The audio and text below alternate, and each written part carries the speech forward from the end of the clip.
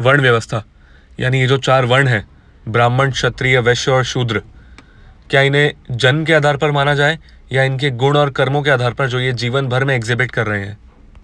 अब वर्ण व्यवस्था एक बहुत ही लॉजिकल और साइंटिफिक चीज़ है, और क्योंकि ये सनातन धर्म का हिस्सा है और सनातन धर्म की सारी चीज़ें हम शास्त्रों से लेते हैं, यानी श्रुतियों से और स्मृतियों से, तो 2 चीज़ें तो एकदम परफेक्ट है। हमारे ये 2 क्राइटेरियाज होंगे किसी भी चीज़ को डिसाइड करने के लिए। एक तो श्रुतियाँ और स्मृतियाँ इस पर क्या कहती हैं, दोनों का समन्वय होना चाहिए, और लॉजिक क्या कहता है और लोग फॉलो क्या कर रहे हैं, आचार्यों का क्या कहना है इस पर, अलग अलग संप्रदायों के। तो हम हर एक चीज़ को क्रिटिकली एनालाइज करेंगे और फिर कंक्लूड करेंगे। आधे से ज़्यादा संप्रदायों के आचार्य जो हैं करंट में, और इतिहास में भी ऐसा देखा जाता है, वो मेजरली जन्म से मानते हैं, यानी वर्ण मेजरली जन्म से माना गया है। ये आज भी है। अद्वैत संप्रदाय है, मध्वा संप्रदाय है, रामानुज मेजॉरिटी में है, और मैक्सिमम आप देख लो जन्म से ही मानते हैं, यानी व्यक्ति का वर्ण जन्म से ही निश्चित हो जाता है। कुछ अमुक वैष्णव संप्रदाय हैं जो गुण और कर्म के आधार पर मानते हैं। तो ये तो हमने देख लिया एनालिसिस। अब क्योंकि आचार्यों में ये सर्वसम्मति नहीं है, तो इसलिए हम कंफ्यूज होने का हमारा पूरा अधिकार है, और हम कंक्लूड नहीं कर सकते कुछ भी कि जन्म से है या गुण और कर्म से। हम पहले सारे के सारे इतिहास को, तर्क को और शास्त्र को छान मारेंगे, उसके बाद कंक्लूड करेंगे। यहाँ पे बायस्ड ओपिनियन बिल्कुल नहीं होने वाला है कि मुझे जो पसंद है या मैं जिस आइडियोलॉजी का पालन करता हूँ मैं उस संप्रदाय का पक्ष लूँगा और बाकियों के शास्त्र प्रमाणों को, उनके तर्क को और उनके इतिहास को मैं इग्नोर कर दूंगा। ये यहाँ पे बिल्कुल नहीं होने वाला है। अपनी अपनी बात करके निकल जाओ, और बाकी जो तर्क और प्रमाण प्रेजेंट कर रहे हैं उनकी कोई वैल्यू नहीं है। यहाँ पे ऐसा बिल्कुल नहीं होने वाला है। हर एक शास्त्र प्रमाण और हर एक आचार्य के तर्क को, उनकी प्रेजेंटेशन को नज़र में रखते हुए, कंसिडरेशन में रखते हुए कंक्लूजन दिया जाएगा। क्योंकि जन्मना वाले मेजॉरिटी में है, तो पहले जन्मना के तर्क देख लेते हैं और शास्त्र प्रमाण भी। अगर हम शास्त्र प्रमाणों को देखें तो मैं यहाँ कोट करने में टाइम वेस्ट नहीं करने वाला। आपको यूट्यूब पे, इंटरनेट में आप AI से निकलवा सकते हो, आपको जगह जगह मिल जाएंगे, इसकी कोई कमी नहीं है। क्लियर कट शास्त्र प्रमाण मिलेंगे आपको कि वर्ण व्यवस्था जन्मना है, इसमें कोई डाउट नहीं है, कोई इसको क्वेश्चन नहीं कर सकता। चाहे वो मनुस्मृति हो, चाहे कई तरह के उपनिषद हो जैसे छांदोग्य, और श्रुतियों में भी डायरेक्ट आपको मिल जाता है। बहुत सारे धर्मशास्त्रों में है, इतिहास में भी कहीं कहीं हिंट है। मतलब आपको जन्मना वर्ण व्यवस्था के रेफरेंसेस की कमी नहीं होने वाली है, और वो भी क्लियर कट, ऐसा भी नहीं कि घुमा फिरा के, क्लियर कट आपको जन्मना वर्ण व्यवस्था के रेफरेंसेस मिल जाएंगे। तो जो जन्मना वाले हैं वो एक कंडीशन को तो फुलफिल कर रहे हैं कि हाँ, उनके पास रेफरेंसेस अवेलेबल हैं, जेन्युइन रेफरेंसेस, प्रामाणिक रेफरेंसेस। अब उनके हम तर्क पे बात करेंगे, क्योंकि वर्ण व्यवस्था सनातन धर्म का सिद्धांत है। तो अगर आपको इसको एक्सेप्ट करना है तो आपको सनातन धर्म के समूचे सिद्धांत को एक्सेप्ट करना पड़ेगा। आपका ऐसा नहीं चलेगा कि अब मैं ये मानता हूँ, ये नहीं मानता। तो वर्ण व्यवस्था का बहुत इंपॉर्टेंट पार्ट है पुनर्जन्म। तो यदि आप पुनर्जन्म में नहीं मानते तो ये टॉपिक आपके लिए है ही नहीं। पहले आप अपने बेसिक्स क्लियर करके आइए, आपको पुनर्जन्म तक नहीं पता। तो अब हम बात करेंगे पुनर्जन्म के ऊपर। जन्मना वर्ण व्यवस्था वालों का सिंपल सा एक आर्ग्यूमेंट है कि जो करंट हमारा जन्म है इस जीवन में, वो हमें मिला है पूर्व जन्म के, यानी हमारे पिछले जन्म के कर्मों के आधार पर, और वो जन्म मिला था उसके पिछले कर्मों के आधार पर। तो ये साइकिल उनकी अनादि है। फॉर एग्जाम्पल, अभी आप एक राजपूत, एक क्षत्रिय फैमिली में एक बच्चे का जन्म हुआ, तो जन्मना वर्ण व्यवस्था का क्या लॉजिक है, और इसके शास्त्र प्रमाण भी प्रोवाइड करते हैं, वो जेन्युइन प्रमाण। वो ये कहते हैं कि पिछले जन्म में जो ये जीवात्मा आई है, जिस बालक ने जन्म लिया है एक क्षत्रिय फैमिली में, उसने ऐसे पर्याप्त पुण्य कर्म किए हैं और इसका गुण भी प्रॉबेबली ऐसा रहा होगा, इस वजह से इसको एक क्षत्रिय कुल में जन्म मिला। और पूरा का पूरा क्षत्रिय कुल भी उसी तरह से निर्मित हुआ है। उसके माँ बाप ने भी कुछ पुण्य किए होंगे, तभी उनको पुण्य इन द सेंस कि उस तरह के क्षत्रियों वाले कर्म किए होंगे, या उस तरह के इनके गुण रहे होंगे, तभी इन्हें एक क्षत्रिय लीनिएज में जन्म मिला। और वैसे ही कर्म इस बालक ने भी किए थे, इसी की वजह से प्रकृति ने इस प्रकार अरेंजमेंट बनाई कि इसके गुण, कर्म और स्वभाव के अनुसार इसको इस तरह के गुणों वाली फैमिली में जन्म देते हैं। तो इसीलिए उस बालक का जन्म उसी के जैसी क्षत्रिय फैमिली में हुआ, जो कि एकदम लॉजिकल है। अभी इसको लेके कंफ्यूजन क्या होता है, उनका कोई हार्डकोर स्टैंड पॉइंट नहीं है कि नहीं बस ये क्षत्रिय है तो क्षत्रिय ही होगा, अब ये वॉरियर ही बनेगा, ये टैक्स कलेक्टर ही बनेगा। ऐसा उनका ओपिनियन नहीं है। उनका गुण और कर्म को लेकर क्या ओपिनियन है वो हम आगे डिस्कस करेंगे। पहले जन्मना के तर्क को हम सिद्ध करते हैं। देखिए, वर्ण व्यवस्था एकदम नॉर्मल सी साइंस है। आप अगर देखेंगे तो ये यही कह रही है कि सिमिलर तरीके के गुण और कर्म और स्वभाव वाले लोग एक फैमिली में होते हैं। इन जनरल उनका स्वभाव एक जैसा हो जाता है, और जब वैसे ही स्वभाव वाले लोग संतान उत्पत्ति करते हैं तो उन्हीं के जैसी स्वभाव वाली कोई जीवात्मा उस माता के गर्भ में प्रवेश करती है और उनके घर में जन्म लेती है। बहुत सिंपल तर्क है।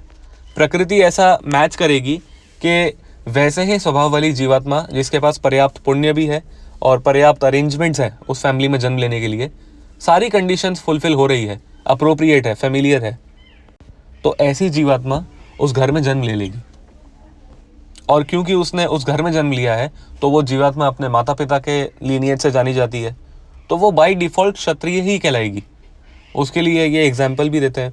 हालांकि बहुत लोग इस पर क्वेश्चंस करते हैं कि नहीं ये गुण और कर्म का इशू है और आप स्पीशीज़ का एग्जाम्पल दे रहे हैं, मगर ये कहीं ना कहीं चल जाता है। जैसे बहुत बार आचार्य, अद्वैत संप्रदाय के आचार्य को के मैंने वीडियोज़ देखे हैं, वो पशुओं का एग्जाम्पल देते हैं, फलों का एग्जाम्पल देते हैं। उनका क्या कहना है कि एक आम का पेड़ है, उसमें से आम ही निकलेगा। अगर कोई क्षत्रिय फैमिली है, एक आम का पेड़ है, तो उसमें से जो भी निकलेगा वो डिफॉल्ट क्षत्रिय कहलाएगा। अब इसमें वो आम को कैसे समझाते हैं? आम के पेड़ में आम उग गया, तो अब वो आम भले ही एकदम प्रफुल्लित मीठा आम ना हो जैसा उसको होना चाहिए, एक आम की बेस्ट पोजीशन जो होती है, एक बेस्ट क्वालिटी का आम जो होता है, वो भले ही वैसा ना हो, मगर वो फिर भी आम कहलाएगा। भले ही वो सड़ा हुआ हो, पका हुआ ना हो, कच्चा हो, डिस्ट्रॉय हो गया, उसमें कीड़े पड़ गए हो, कैसी भी स्थिति हो, आप उसको अंगूर तो नहीं बोल सकते ना, फिर भी वो रहेगा तो आम ही, भले ही कितना भी सड़ा हुआ हो। आम वाला एक गुण वो उसमें प्रेजेंट ना हो, मगर फिर भी वो रहेगा आम, अंगूर या केला नहीं कहलाएगा। यही लॉजिक है जन्मना वर्ण व्यवस्था के आर्ग्यूमेंट्स का, कि अगर कोई जीवात्मा, अगर कोई बच्चा किसी स्पेसिफिक वर्ण की फैमिली में पैदा हो रहा है, चाहे वो क्षूद्र हो, चाहे वैश्य हो, चाहे ब्राह्मण हो, चाहे क्षत्रिय हो, तो वो बाय डिफ़ॉल्ट अपने लीनिएज के नाम से जाना जाएगा। इसमें कोई आर्ग्यूमेंट होना ही नहीं चाहिए, जो कि एकदम सही बात है। प्रकृति ने अरेंजमेंट तभी तो ऐसा किया है ना कि उसको इस फैमिली में जन्म मिले। क्यों कोई किसी फैमिली में जन्म लेता है, कोई और किसी फैमिली में? तो ये प्रकृति का अरेंजमेंट है। उसके गुण, कर्म, स्वभाव वाला, उसके पास पर्याप्त पुण्य थे एक ब्राह्मण फैमिली में जन्म लेने के, तो उसने ले लिया, बात खत्म हो गई।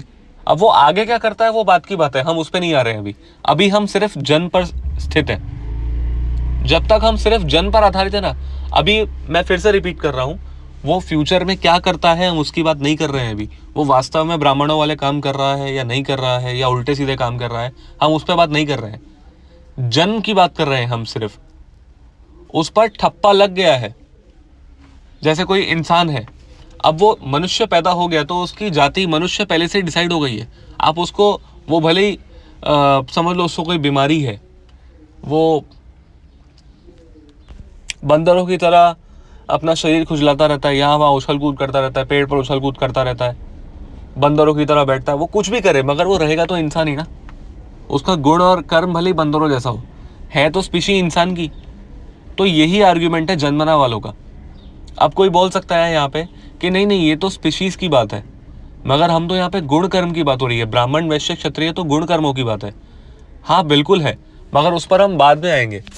एज ऑफ नाउ वो एक ब्राह्मण गोत्र वाले घर में पैदा हो चुका है, तो बाय डिफॉल्ट उसके पास एडवांटेज है, और वो है ब्राह्मण, वो लीनिएज से ब्राह्मण ही कहलाएगा। आप वरना समझिए, आप सोचिए, एक टर्म होता है प्रिस्क्राइब्ड ड्यूटीज, कर्तव्य कर्म। अब आप ये बताइए कि कोई भी बालक है, वो उत्पन्न हुआ, तो उसके कर्तव्य कर्म क्या होंगे? आप सोचिए उसकी ड्यूटीज क्या होंगी। अगर वो गुण और कर्म के आधार पर हम मानेंगे तो बाय डिफ़ॉल्ट फिर उसको उसके बड़े होने का वेट करना पड़ेगा। कम से कम 15-20 साल का, 25 साल का, वो कैसी स्वभाव एग्जिबिट कर रहा है वो हमें देखना पड़ेगा। और क्या पता वो मिक्स स्वभाव एग्जिबिट कर रहा हो, थोड़े बहुत बिजनेस में इंटरेस्ट ले रहा हो वैश्य वाले, थोड़े बहुत वॉर स्किल्स में इंटरेस्ट ले रहा हो क्षत्रिय वाले, और स्कॉलर भी हो तो ब्राह्मण वाले। तो हम मानेंगे क्या उसको? और आपको पता है कि यहाँ पे संस्कार भी होते हैं, कई तरह के नामकरण संस्कार होते हैं। तो ब्राह्मणों के शायद मे बी 8-9 दिनों में होते हैं, क्षत्रियों के 11 दिन में, वैश्यों के कुछ 15-16 दिन में। मैं एग्जैक्ट डेज पर फिगर्स पर नहीं जाऊँगा, वो आप कंफर्म कर लेना। मगर फिर ये संस्कार किस आधार पर करेंगे आप? सबके लिए अलग अलग संस्कार के विधान बताए गए हैं, तो ये किस आधार पर करेंगे आप?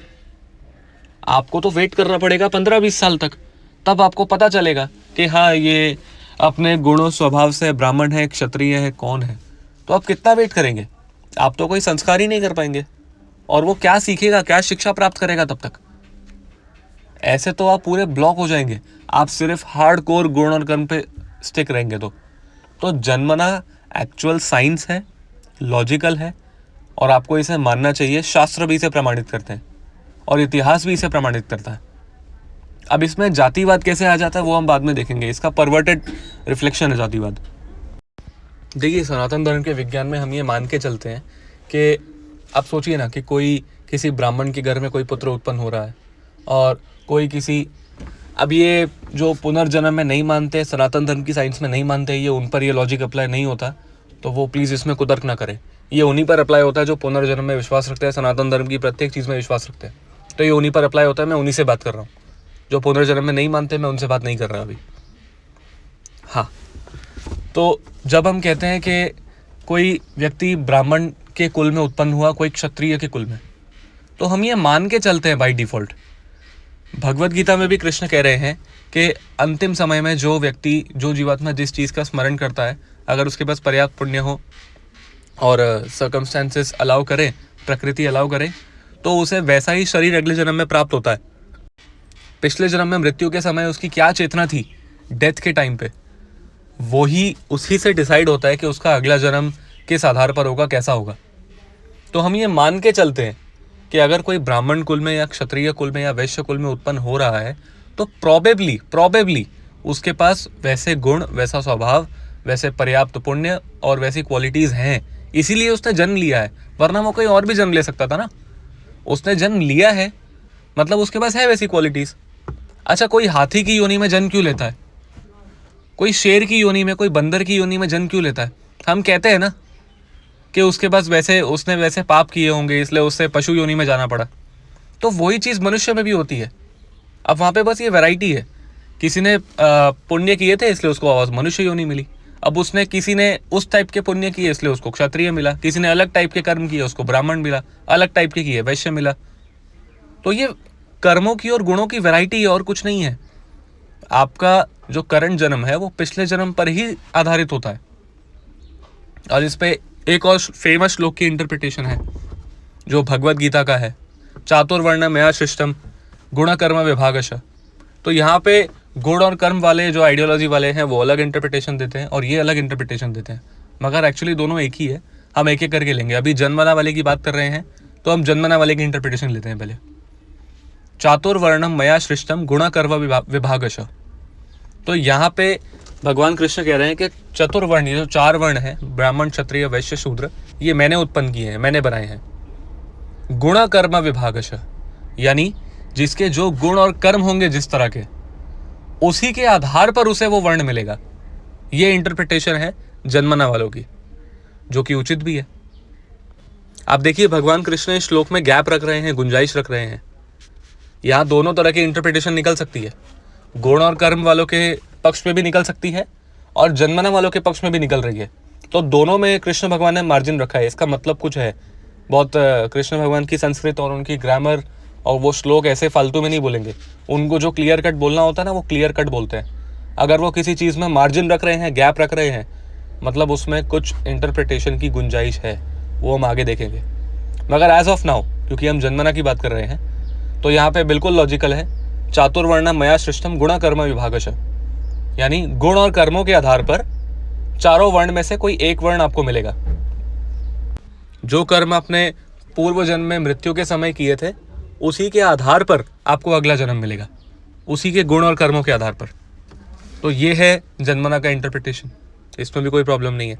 इसको बड़े बड़े वैष्णवाचार्य भी प्रमाणित करते हैं, जैसे राघवाचार्य जी बहुत बड़े श्री वैष्णव के सन्यासी है, शंकराचार्य जी इसको प्रमाणित करते हैं, और बहुत सारे आचार्य, खाली वो नहीं है। तो ये दोनों तरह के इंटरप्रिटेशंस है। तो जन्मना वालों के बहुत सारे हमने तर्क देख लिए, शास्त्र प्रमाण देखने की ज़रूरत ही नहीं है, भरपूर अवेलेबल है। कुछ और तर्क है उनके। एक ये है कि उनका कहना है कि अगर आप कहोगे कर्म के आधार पर है, तो फिर एक ही दिन में या कुछ दिनों में किसी व्यक्ति के कितने कर्म बदलते रहते हैं। बहुत एक फेमस एग्जांपल देते हैं एक माता, यानी माता के कर्म कितने दिन में बदलें, एक दिन में कितनी बार बदलते हैं। जब वो अपने बच्चों के मल मूत्र को साफ कर रही होती है, तब क्या उनके कर्म, उनका वर्ण बदल जाता है? या जब वो खाना भोजन बना रही होती है, तब वो उनका वर्ण बदल जाता है? या फिर उनको कहीं आपातकालीन स्थिति में युद्ध करना पड़ जाए, तब उनका वर्ण बदल जाएगा? या फिर वो शास्त्रों का अध्ययन कर रही हो या शिक्षा प्राप्त कर रही हो, तब उनका वर्ण बदल जाएगा? तो क्या है? इसीलिए हमें बाय डिफ़ॉल्ट एक बेसिक जन्म के आधार पर मानना पड़ेगा, वरना ऐसे तो वर्ण आप निश्चित ही नहीं कर सकते। कोई कैसे भी गुण एग्जिबिट कर सकता है, आप समझ रहे हैं? कैसा भी कोई गुण एग्जिबिट कर सकता है, कोई मिक्स कर सकता है। तो ऐसा तो नहीं हो सकता ना कि हाँ ये सब है, ऐसा नहीं हो सकता। वर्ण एक ही होता है। उसने उस तरह के कर्म किए थे कि उसको क्षत्रिय कुल मिले, तो वो क्षत्रिय कहलाएगा बाय डिफॉल्ट वो कहलाएगा। अब वो आगे गुण कर्म कैसे करता है ना, वो बात की बात है। अगर वो क्षत्रिय कुल में उत्पन्न होकर क्षत्रिय वाले काम भी कर रहा है धर्मयुक्त, जो धर्मशास्त्रों में क्षत्रिय के काम बताए गए हैं, प्रिस्क्राइब ड्यूटीज बताई गई हैं, अगर वो अच्छी तरह से उसको फुलफिल कर लेता है तो सोने पे सुहागा हो जाता है।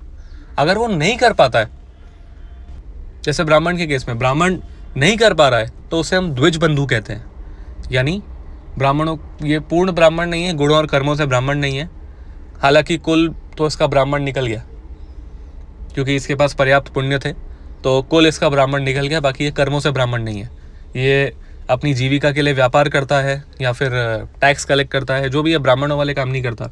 भिक्षा से अपने जीवन यापन करना या फिर शिक्षा देकर गुरु दक्षिणा से अपना जीवन यापन करना, ये वो काम नहीं करता है। ये पैसों के लिए ट्रेडिंग कर लेता है या फिर टैक्स कलेक्ट करता है, तो उसे हम कहेंगे द्विज बंधु, जो जन्म से तो है मगर कर्म और गुणों से नहीं है। अब उसको, अब ये बात है ना, आगे गुण और कर्म वालों के पक्ष की जब हम बात करेंगे, ये और अच्छे से क्लियर होगी। उनकी इंटरप्रिटेशन के बिना तो वर्ण व्यवस्था पूरी की पूरी इनकम्प्लीट है। फॉर एग्जाम्पल द्रोणाचार्य जी, अब वो तो जन्म से ब्राह्मण है ही, भारद्वाज मुनि के पुत्र हैं। अब भारद्वाज मुनि कैसे ब्राह्मण है मुझे बताने की जरूरत नहीं है, वेदों में ऑथर है वो। पर हमने देखा है द्रोणाचार्य जी ने तो महाभारत में युद्ध भी लड़ा और उन्होंने बहुत सारे नॉन ब्राह्मणिकल काम किए हैं। तो क्या अब द्रोणाचार्य जी को हम ब्राह्मण नहीं मानेंगे? या द्रोणाचार्य जी भी छोड़ दो, किसी को कंफ्यूजन हो सकता है। उनके पुत्र को आप देखो, अश्वत्थामा। अश्वत्थामा को आप क्या कहोगे? अश्वत्थामा जन्म से ब्राह्मण है, ब्राह्मण कुल में उत्पन्न हुआ, द्रोणाचार्य जी का पुत्र है, मगर उसके कर्म कैसे थे? द्वेषी था, कपटी था, लालची था, और उसने महाभारत के युद्ध के बाद पांडवों के पुत्रों को सोते हुए अवस्था में मार दिया। बच्चों को, सोते हुए बच्चों को मारा है उसने, ऐसा घृणित का कृत्य किया है उसने। तो ऐसे काम करने वाले को हम ब्राह्मण बोलेंगे?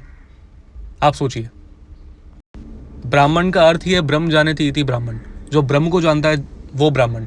अब अश्वत्थामा क्या ब्रह्म को जानता है? ये काम है अश्वत्थामा के। सोते हुए बच्चों को अश्वत्थामा ने मारा है, जीवन भर अधर्म का साथ दिया है, ये ब्राह्मण के काम है, मगर बोलने को तो वो जन्म से ब्राह्मण है। तो अश्वत्थामा के लिए भी, मगर आप देखो कि आप तो अब द्रौपदी को भी जातिवादी बोल देंगे, क्योंकि द्रौपदी जी का जो मैं अभी इंसिडेंट बताने वाला हूँ आपको, अश्वत्थामा ने इतने बुरे बुरे काम किए हैं। मैं आपको कॉन्टेक्स्ट दे दूं, मगर द्रौपदी भगवान की विशुद्ध भक्त हैं और भगवान की नज़र में द्रौपदी ने कुछ गलत नहीं किया। तो अब आप भगवान को भी जातिवादी बोल सकते हैं, क्योंकि अब जो स्टेटमेंट आने वाला है उस हिसाब से। जब अश्वत्थामा ने 5 पुत्रों को मार दिया, उनके पांडवों के पुत्रों को सोती हुई अवस्था में, तो पांडव तो गुस्से में आ गए थे, तो वो अश्वत्थामा की हत्या करने निकल गए थे। मगर जब वो पकड़ा भी गया तो द्रौपदी ने उन्हें रोका कि नहीं, ये गुरु पुत्र है, ये ब्राह्मण का पुत्र है। आप पर ब्रह्म हत्या का पाप लगेगा। अरे पर अश्वत्थामा काय का ब्राह्मण, ऐसे काम करने वाला कोई ब्राह्मण होता है? मगर फिर भी द्रौपदी ने कहा नहीं, ये गुरुदेव का पुत्र है, धर्म के विरुद्ध है ऐसा करना, इसने जो किया वो इसके कर्म इसके साथ, मगर हम ऐसा पाप नहीं कर सकते। तो द्रौपदी तो यहाँ जातिवादी बिहेवियर कर रही है देखा जाए तो। सोते हुए बच्चों को जिसने मार दिया उसको द्रौपदी कह रही है कि नहीं जाने देते हैं, ब्राह्मण का बेटा है। ये कैसा जातिवाद है, कैसी दिमागी अपंगता है ये?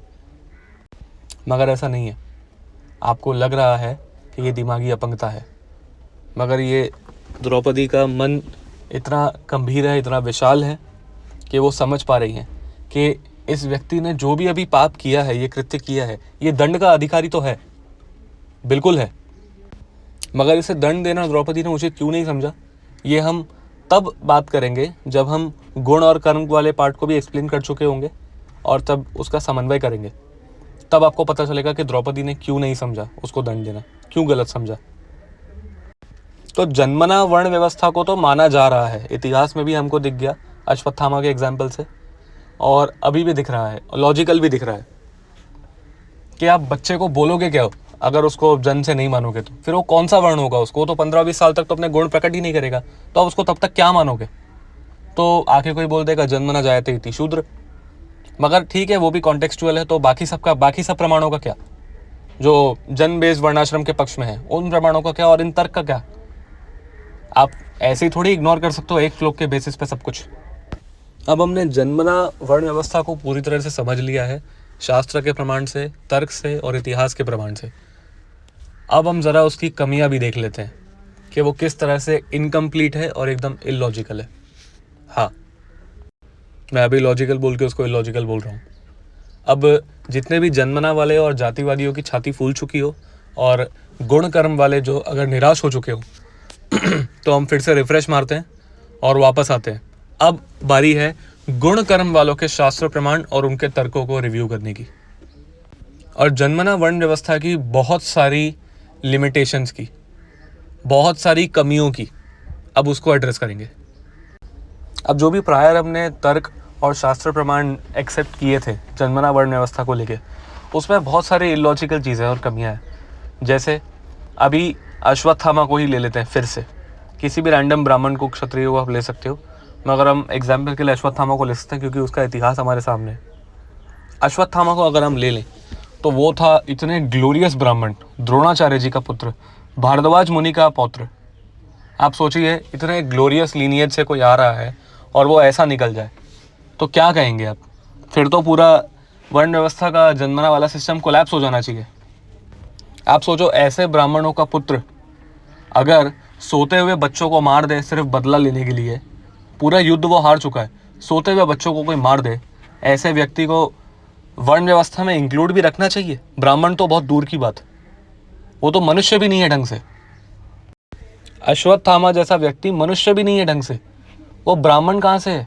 कहाँ से वो ब्रह्म को जानता है? कहाँ से सबको समदर्शिता से देख पा रहा है? वो कृष्ण कह रहे हैं ना गीता में, समदर्शन पंडित है, जो पंडित है वो सबको समदर्शिता से देखता है, तो पंडित ही ब्राह्मण होता है। कहाँ है अश्वत्थामा ब्राह्मण? सोते हुए बच्चों को उसने मार दिया द्वेष में आके, तो वो तो इंसान भी नहीं है, मनुष्य भी नहीं है ढंग से। तो यहाँ पे तो पूरा का पूरा सिस्टम सिर्फ एक व्यक्ति अश्वत्थामा के अकेले के बल पे पूरा जन्मना वर्ण व्यवस्था सिस्टम कोलैप्स कर जाता है। और इतिहास में हमारे पास सिर्फ अश्वत्थामा नहीं है, ऐसे बहुत सारे कैरेक्टर्स हैं, ऐसे बहुत सारे ब्राह्मण हैं, बहुत सारे क्षत्रिय हैं जिनका अपने पद से पतन हो गया।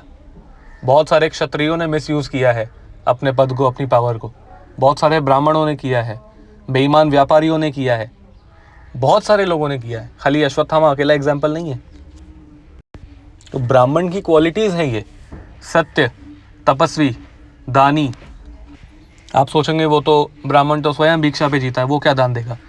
तो यहाँ पे विद्या की और क्षमा के दान की बात हो रही है। तो सत्य बोलना, तपस्वी होना, दानी होना, ब्रह्म की जिज्ञासा करना, ये सारी एट्रीब्यूट्स एक ब्राह्मण के हैं। तो अश्वत्थामा तो कहीं से भी नहीं है और बहुत सारे ऐसे लोग नहीं हैं। तो शास्त्रों में ये प्रमाण भी आता है, युधिष्ठिर महाराज कह रहे हैं, मनुस्मृति में आता है और बहुत सारे मैं प्रमाण प्रेजेंट कर दूंगा कि जन्म से कुछ नहीं होता। अगर कोई ब्राह्मणों वाले गुण एग्जिबिट नहीं कर पा रहा है, वो उनको पोजेस नहीं करता है, तो वो ब्राह्मण कहलाने के योग्य नहीं है। तो यहाँ पे तो जन्मना वाली व्यवस्था कोलैप्स हो जाती है, क्योंकि वो तो जन्म के आधार पर कंक्लूड करके छोड़ देते हैं। उन सारे आचार्यों का टाइम इसमें ही जाता है कि हाँ जन्मना है जन्मना है जन्मना है, यही बोलने में जाता है। तो गुण और कर्म की तो वो बात ही नहीं करते। तो यहाँ पे तो पूरा वो गलत साबित हो जाते। और अब मैं आपको ऐसे ऐसे प्रमाण दे सकता हूँ 50-100 से ज़्यादा, जहाँ पे क्लियर कट बताया गया है कि कोई फ़र्क नहीं पड़ता आप किसी भी कुल में जन्म लो, किसी भी कुल में जन्म लो, जब तक आप वैसे वर्ण वाली आप क्वालिटीज़ एग्जिबिट नहीं कर रहे हो, आपको कोई अधिकार नहीं है वो कहलाने का।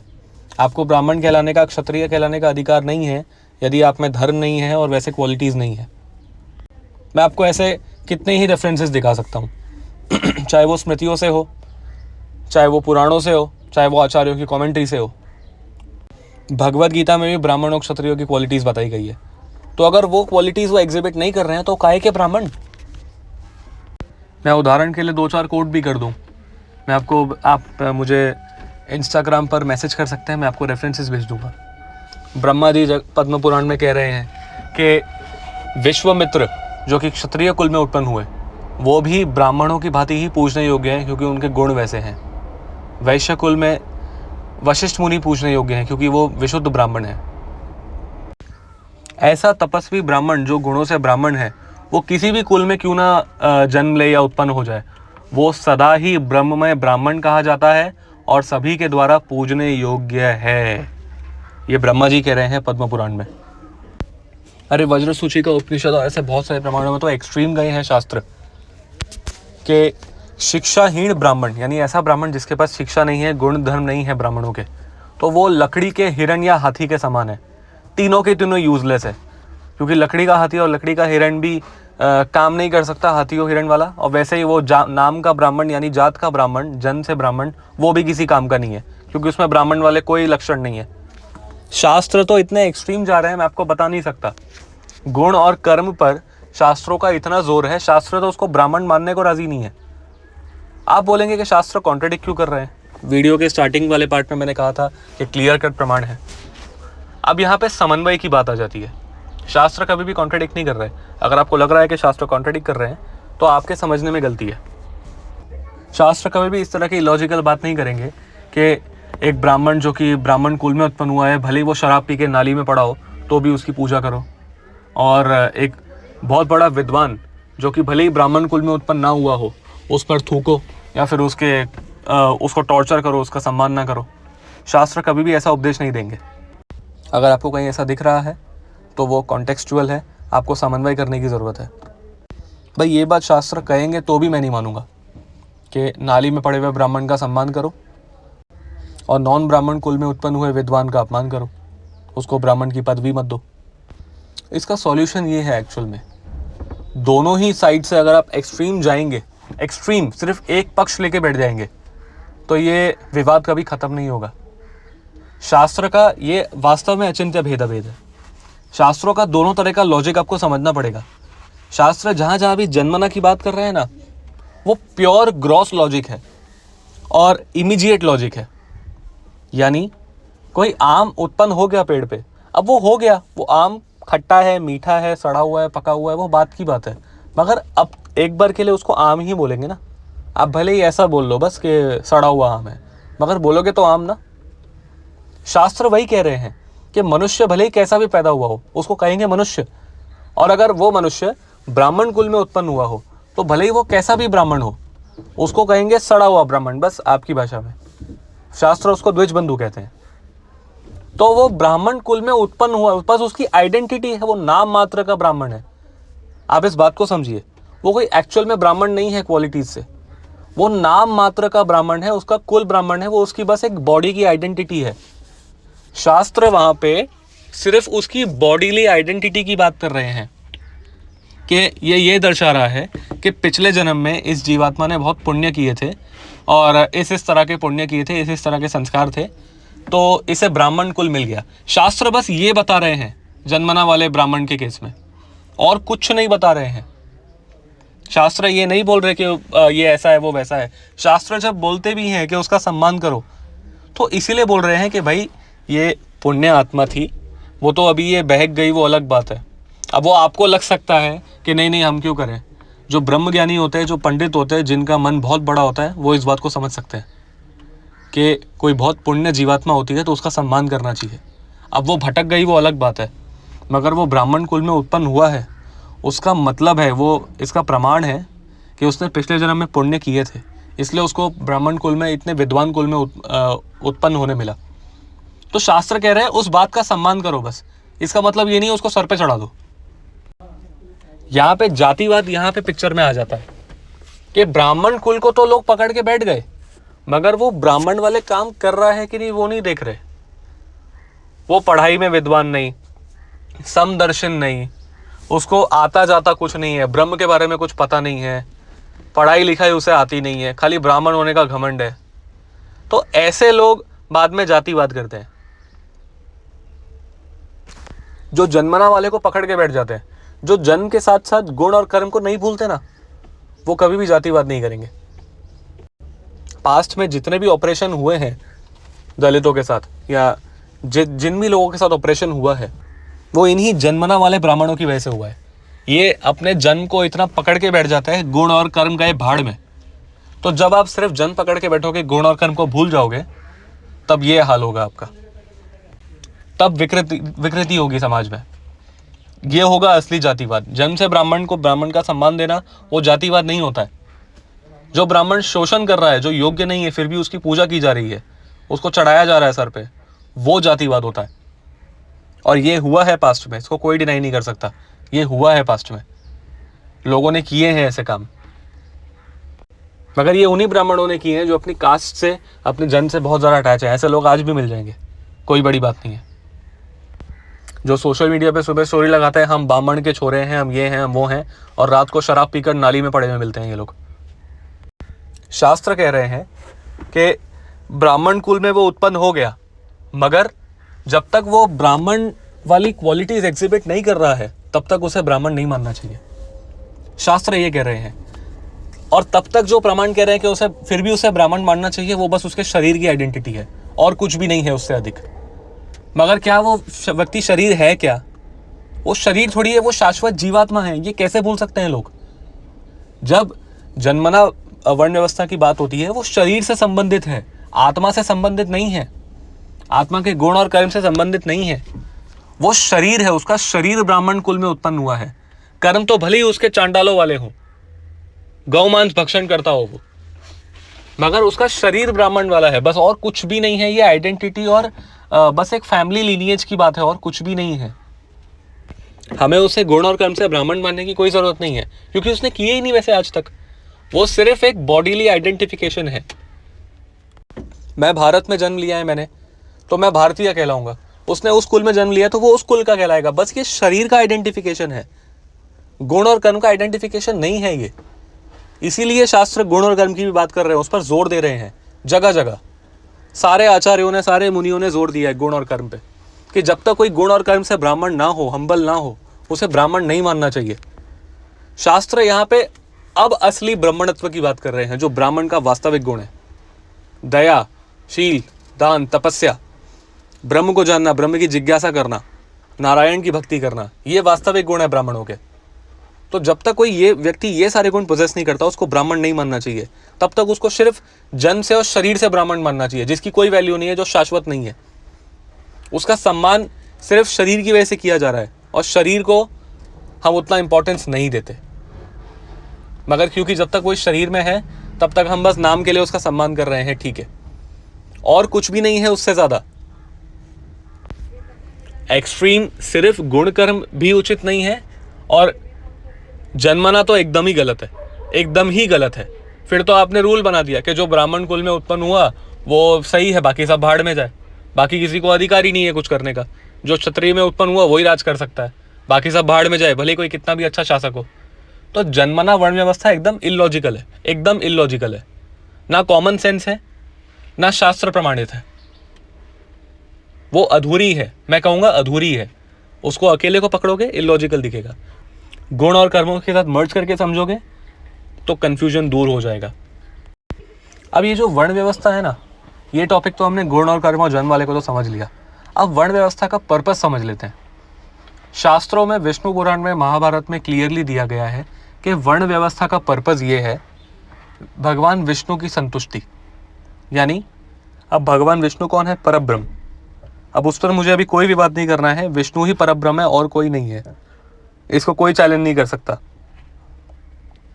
तो विष्णु भगवान की संतुष्टि के लिए ही वर्णाश्रम धर्म है। यानी अपने अपने गुण और कर्मों के आधार पर आप अपने कर्म करते जाइए और साथ ही साथ पैरेलली भक्ति करते जाइए इन नियमों का पालन करते हुए। तो यही है वर्णाश्रम धर्म। इसके अतिरिक्त आप कहीं भी बाहर जाएंगे, अमर्यादित काम करेंगे, जैसे आप क्षत्रिय हैं, आपका काम है टैक्स कलेक्ट करके पैसे कमाना, तो आप ईमानदारी से टैक्स कमा के, जैसे जैसे शास्त्रों में स्मृतियों में बताया गया है, मनुस्मृति में, पराशर स्मृति में, व्यास स्मृति में, तो जैसे न्याय शास्त्रों में बताया गया है उसी तरह से आप टैक्स कलेक्ट कीजिए, उसी तरह से राज्य कीजिए, और उससे जो आप धार्मिक इनकम कमाएंगे जो कि धर्ममय होगी, ईमानदारी की होगी, उससे भगवान विष्णु संतुष्ट होंगे। तो ये सारे रूल्स हैं ब्राह्मण, क्षत्रिय, वैश्य और शूद्र के। तो इस इन तरह की ऑक्यूपेशंस का पालन करके धार्मिक तरीके से आप पैरेलली उनसे संतुष्ट कीजिए। यही पर्पस है वर्णाश्रम धर्म का। सिर्फ यहाँ पे जीने का एक तरीका है और उससे ज़्यादा वर्णाश्रम की कोई वैल्यू नहीं है, कोई भी वैल्यू नहीं है वर्णाश्रम की। मैं कह रहा हूँ ये आपको शास्त्र प्रमाणों के साथ। वर्णाश्रम का ओनली पर्पस है भगवान विष्णु की संतुष्टि, और वर्णाश्रम का कोई पर्पस नहीं है। अरे शरीर से रिलेटेड चीज़ है वर्णाश्रम, शाश्वत जीवात्मा का कोई धर्म नहीं है। जब तक शरीर है तब तक वर्ण है, तब तक आश्रम है, उससे ज़्यादा वर्णाश्रम की कोई वैल्यू नहीं है। अभी जो एक्सट्रीम मटीरियलिस्टिक लोग हैं ना, जो कर्मकांडी हैं, ये वर्णाश्रम के ही पीछे पड़े रहते हैं कि नहीं वर्ण धर्म का पालन करो, जन्म ना मानो, ऐसा करो। अरे भाई क्यों? पर्पस तो तुम भूल गए, भगवान विष्णु की संतुष्टि, उसके लिए तो तुम कुछ करते नहीं हो। वर्णाश्रम पालन करवा लो सारा दिन, क्या करे वर्णाश्रम पालन करके?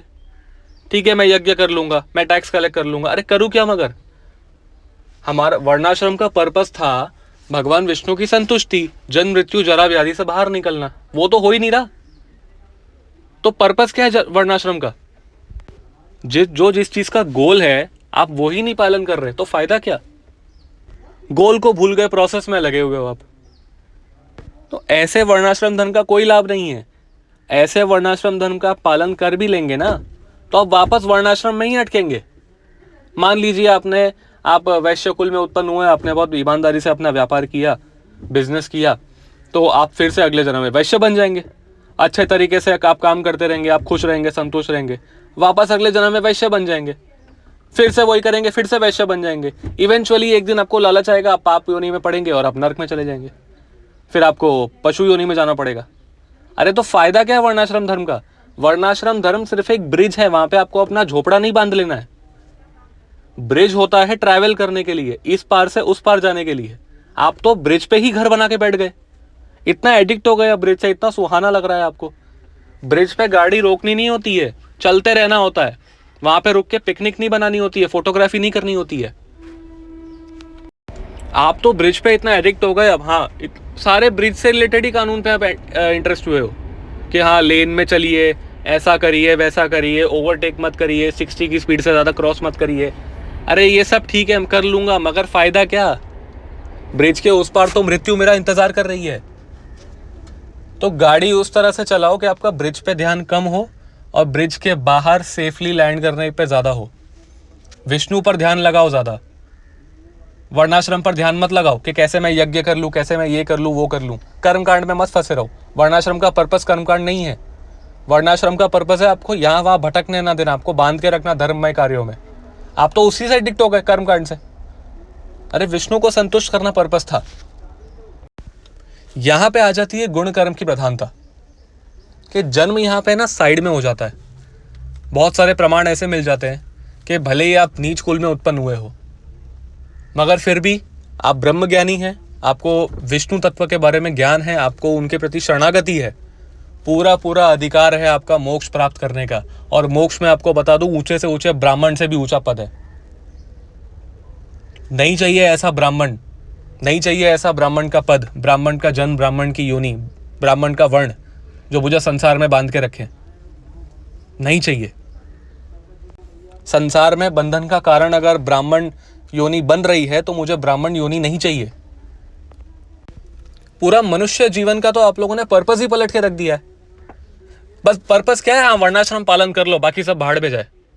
अरे भगवान विष्णु को की प्राप्ति है मनुष्य जीवन का पर्पस, उससे ये वर्णाश्रम तो शरीर से संबंधित धर्म है। आज आपके पास क्षत्रिय का शरीर है, कल को ना हो, फिर क्या करोगे? फिर दूसरा धर्म का पालन करोगे। अरे चेंज होने वाले धर्म पे इतना ध्यान मत दो, जैसा चल रहा है वैसा चलने दो। आप अपने शाश्वत धर्म पर ध्यान रखो। शाश्वत धर्म है नारायण की संतुष्टि। जीवेरा स्वरूप है नित्य कृष्ण दास, कृष्ण के दास है आप, उनकी संतुष्टि पर ध्यान दो, ना कि ये जातिवाद पर। असल में जन्मना वाला हुआ भी क्यों? क्योंकि आप देखेंगे पहले प्योरिटी थी समाज में, द्वापर युग के एंड में, त्रेता में, सतयुग में। तो जो जैसा अभी ब्राह्मण विशुद्ध है वो पुण्यात्मा है, उनकी स्त्री उनकी पत्नी वो पुण्यात्मा है। तो जब दोनों के पास पर्याप्त पुण्य है तो फिर वो जीव भी जो है वो विशुद्ध ही होता था। ज़्यादा कुछ काम नहीं था उसके पास करने को। वो इंस्टाग्राम पे, यूट्यूब पे रील या शॉर्ट्स नहीं देखता था, बाहर नहीं जाता था, रेस्टोरेंट्स नहीं जाता था, मॉल में मूवीज़ नहीं देखता था। तो सब अपने धर्म में बिजी रहते थे और अपने धर्म से स्टिक रहते थे, यहाँ वहाँ की फालतू चीज़ें नहीं करते थे। इसलिए वर्णाश्रम व्यवस्था जन्मना थी ना, वो वैलिड थी। पहले वो काम करती थी, मगर आज वो उतनी वैलिड नहीं है, क्योंकि सब वर्ण संकर हो चुका है, सब वर्ण व्यवस्था ध्वस्त हो चुकी है आज के समाज में। इंटरकास्ट मैरिजेस हो रही है, बहुत चीज़ें हो रही हैं। ब्रिटिशर्स ने, मुगल्स ने पूरा डिस्ट्रॉय कर दिया है वर्णाश्रम व्यवस्था हमारी। तो सब कुछ आज आप बोल नहीं सकते। आज आधे से ज़्यादा जन्म से ब्राह्मण कौन से ब्राह्मण है आप बता दो? सब तो गुटखा खा रहे हैं। आधे से ज़्यादा ब्राह्मण तो गुटखा खा रहे हैं आज, जन्मना वाले। तो कौन से ब्राह्मण है? वर्णाश्रम व्यवस्था द्वापर, त्रेता, सतयुग में सक्सेसफुल भी थी, क्योंकि लोग अपने धर्मों में बिजी रहते थे, उसके बाहर काम नहीं करते थे, क्राइम नहीं करते थे। मगर जैसे जैसे समाज डाइल्यूट होता गया, अब सतयुग में तो ऐसा था ही नहीं, हंस वर्ण था सबका, कोई कुछ था ही नहीं। वर्ण व्यवस्था बाद में वापस कंटिन्यू हुई, स्टार्टिंग में थोड़ी कुछ था वैसा।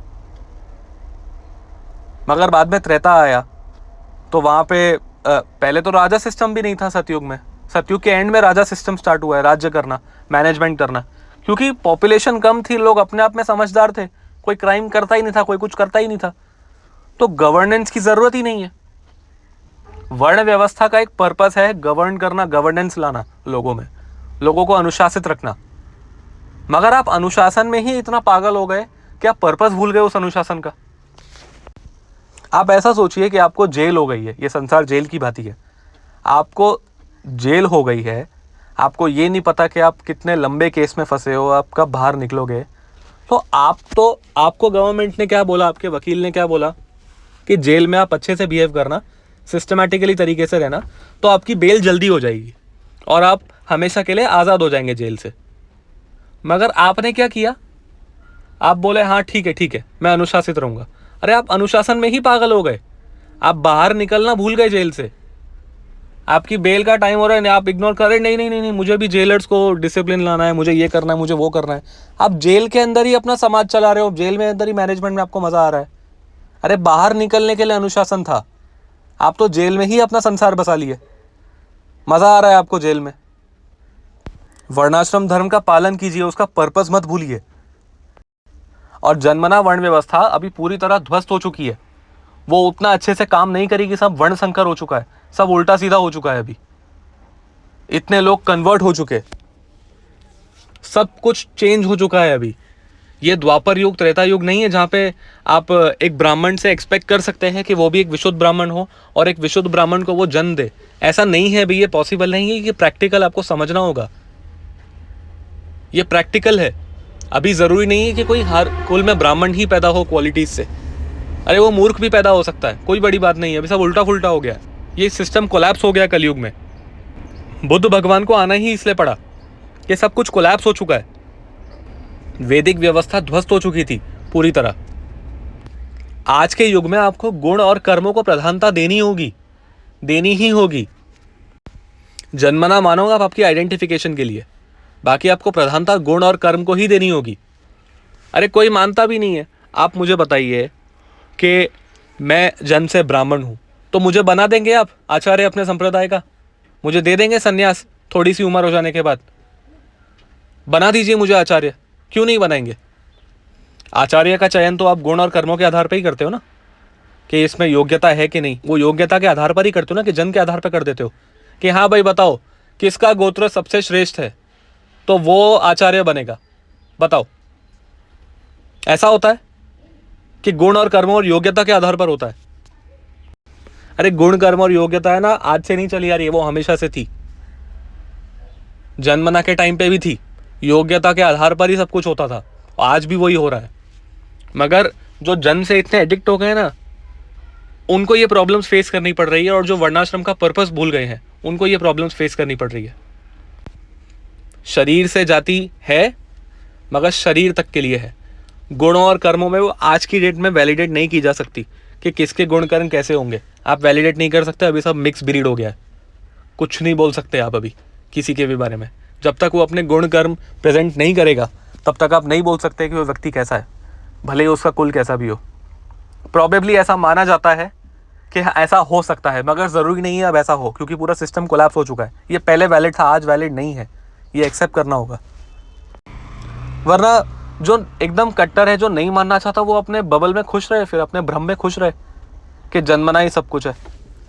जब वो डिसअपॉइंट होगा बार बार, तब उन्हें समझ में आएगा कि गुण और कर्म वालों को प्रधानता देनी होगी। अब नरेंद्र मोदी तो अपने जन्म से क्षत्रिय नहीं है ना, मगर उनके गुण और कर्म देखिए, अच्छे अच्छे आज जन्मना क्षत्रियों से इतना बेहतर उनकी परफॉर्मेंस है, इतना धार्मिक तरीके से वो राज कर रहे हैं कि कोई कुछ क्वेश्चन नहीं खड़े कर सकता उन पर। क्या वो जन्म से क्षत्रिय है? आज के समाज में गुण और धर्म की प्रधानता है, ये हमें एक्सेप्ट करना चाहिए। सनातन सिद्धांतों को, वेदों के जन्मना वाले रेफरेंसेस को हम इग्नोर नहीं कर रहे हैं, मगर काल देश परिस्थिति के अनुसार हमें कुछ थोड़ा फ्लेक्सिबल होना पड़ेगा। एकदम जटिल होकर रहेंगे तो टूट कर गिर जाएंगे। और सबसे बड़ी बात, यहाँ पे मैंने मोक्ष की बात की, तो वैष्णवों में ऐसा नहीं होता है। यदि कोई वैष्णव है तो उसके लिए वैष्णव धर्म सबसे श्रेष्ठ है। पद्म पुराण में रेफरेंस भी आता है कि सारे वर्णों में वैष्णव वर्ण सबसे श्रेष्ठ है। ब्राह्मण से भी ऊंचा वर्ण है वैष्णव। एक वैष्णव होना, एक विष्णु का भक्त होना, सबसे ऊंचा पद यह है किसी भी जीवात्मा के लिए। तो वैष्णव के लिए कोई मैटर नहीं करता कि वो किसी भी वर्ण में उत्पन्न हुआ हो। अगर वो विष्णु तत्व को समझता है, उसके प्रति शरणागत है, तो कोई फर्क नहीं पड़ता। कृष्ण ने भगवद गीता के 9 चैप्टर में कहा भी है ना कि कोई कैसे भी किसी भी तरह की योनि में उत्पन्न हुआ हो, अगर वो मेरे प्रति शरणागत है तो वो मुझे प्राप्त कर सकता है, और उससे श्रेष्ठ कोई नहीं है। 18.66 में वो कह रहे हैं ना, सर्वधर्मान् परित्यज्य माम एकम शरणम व्रजम अहम त्वं सर्व पापेभ्यो मोक्षयिष्यामि मा शुचः। यानी मैं तुम्हें सारे पापों से मुक्त कर दूंगा। अब ये वर्ण है क्या? 3 गुणों से बने हुए चीज ही तो है ना, सतो रजो और तमो गुणों से बने हुए धर्म ही तो है ना। ब्राह्मण धर्म है क्या? देह का धर्म है। क्षत्रिय देह का धर्म है, शरीर का धर्म है। तो विष्णु का भक्त होना, वैष्णव होना तो त्रिगुणातीत है, 3 गुणों से परे की बात है। तो आप कहां उसको 3 गुणों में बांध रहे हैं?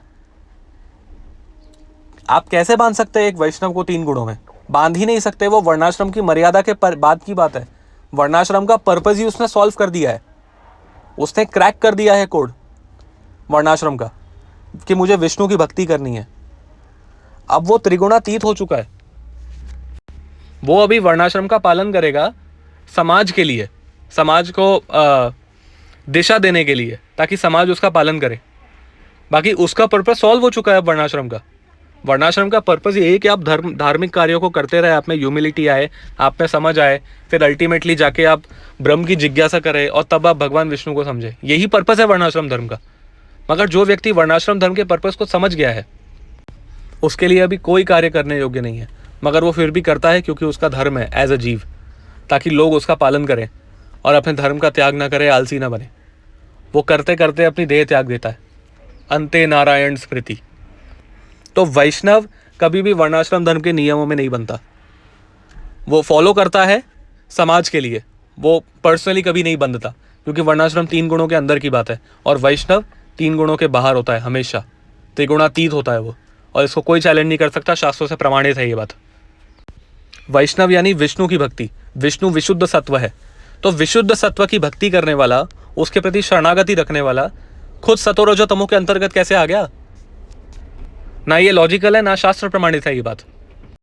बहुत ही प्रामाणिक ग्रंथ गौड़ीय संप्रदाय का, जिसे सभी प्रामाणिक मानते हैं, चैतन्य चरितामृत, उसमें क्लियरली ये रेफरेंस आता है कि जो कोई विष्णु तत्व को जानता है और उसे पूरी तरह समझता है, उसको अपनी इंद्रियों पर कंट्रोल है, उपदेशामृत का पहला वर्स, वो गुरु बनने के योग्य है, पूरे संसार में डिसाइपल्स यानी शिष्य एक्सेप्ट करने के योग्य बन जाता है।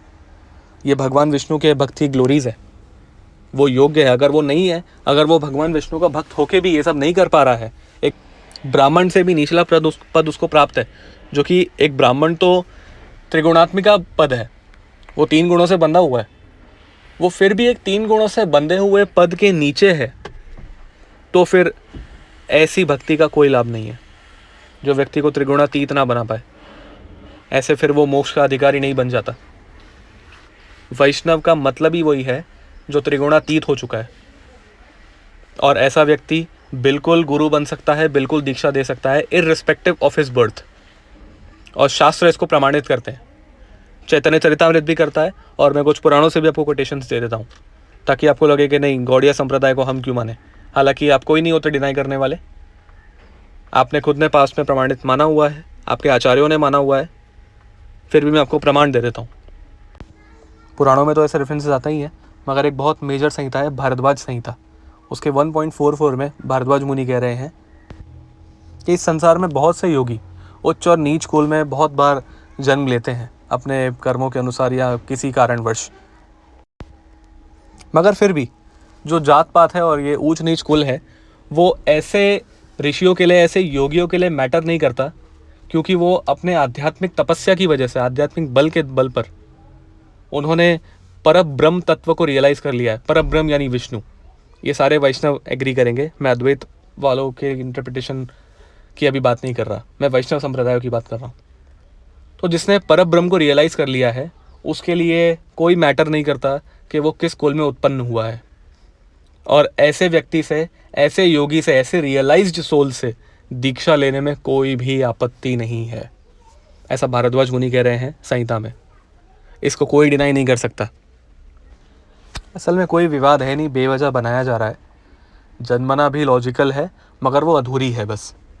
बाकी आपको प्रमाणित, आपके लिए प्राइमरी हमेशा गुण और कर्म ही रहेंगे।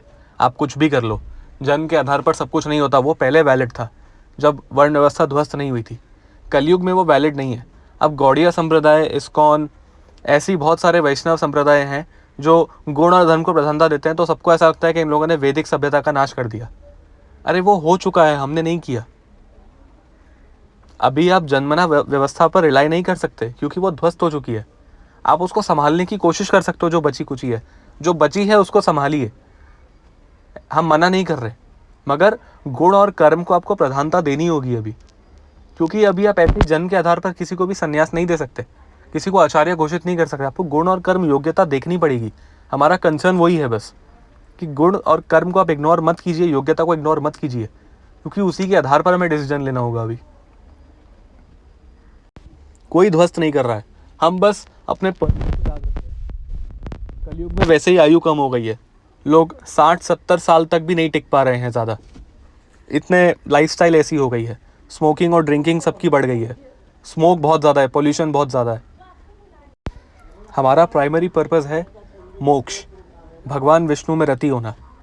भले ही आपका कोई भी बर्थ है, आप टाइम वेस्ट मत करो, अगले जन्म का वेट मत करो कि आप अगले जन्म में ब्राह्मण बनोगे, फिर वेद पढ़ोगे, फिर सिस्टमैटिकली चलोगे। इतना टाइम नहीं है। सब इतने पाप किए जा रहे हैं हाई स्पीड से सब पाप किए जा रहे हैं, सबको रोकना ज़रूरी है। हमारी प्रधानता है मोक्ष, भगवान विष्णु में सबकी रति हो जाए, उन्हें रोकना ज़रूरी है। आपको गुण कर्म पर आइडेंटिफाई करके फटाफट लोगों को चेंज करना होगा। लोग हाई स्पीड से नर्क जाने में को उतावले हैं, तो वो आप गुण और कर्म के आधार पर ही रोक सकते हैं। जन्म पर आप देखिए, मगर उतनी प्रधानता मत दीजिए जन्म को अभी, क्योंकि अब वो टाइम नहीं रहा। और वैसे भी जो वैष्णव धर्म है वो क्लियरली ये इंडिकेट करता है कि एक वैष्णव अगर गुण और कर्मों से और अपनी चेतना से वैष्णव है, तो वो वैसे भी ये शरीर से संबंधित सारे धर्मों को, सारे नियमों से ऊपर उठ चुका है। अब वो नाम मात्र है इस शरीर में बस, बाकी वो इस शरीर से अटैच नहीं है। वैष्णविज्म का मतलब ही वही है ना, स्पिरिचुअलिटी का मतलब ही वही है कि आप देह भाव यानी शरीर के भाव से त्याग चुके हैं, आप उससे ऊपर उठ चुके हैं। तो क्यों हम अटके हुए हैं ब्राह्मण, क्षत्रिय, वैश्य, शूद्र में? जिसका गुण और कर्म वैसा है, जिसकी योग्यता वैसी है, उसको आगे बढ़ने दो ना, उसको उसी के आधार पर प्रोग्रेस करने दो। क्यों अटका के रखा है? एक जीवात्मा के लिए सबसे ऊंची बात है वैष्णव बनना, तो उसे वैष्णव बनाने पर ध्यान देना चाहिए। इन सारी डिस्कशंस के बाद कंक्लूजन यही निकलता है पूरे विवेक से, शास्त्र प्रमाण के साथ, कि जन्मना भी सही है, गुण कर्म भी सही है, मगर दोनों अपने आप में अधूरे हैं। जन्मना अकेले इनकम्प्लीट है, उसे गुण कर्म के साथ उसे प्रमाणित करते हैं हम, वरना हम उसे द्विज बंधु कहेंगे।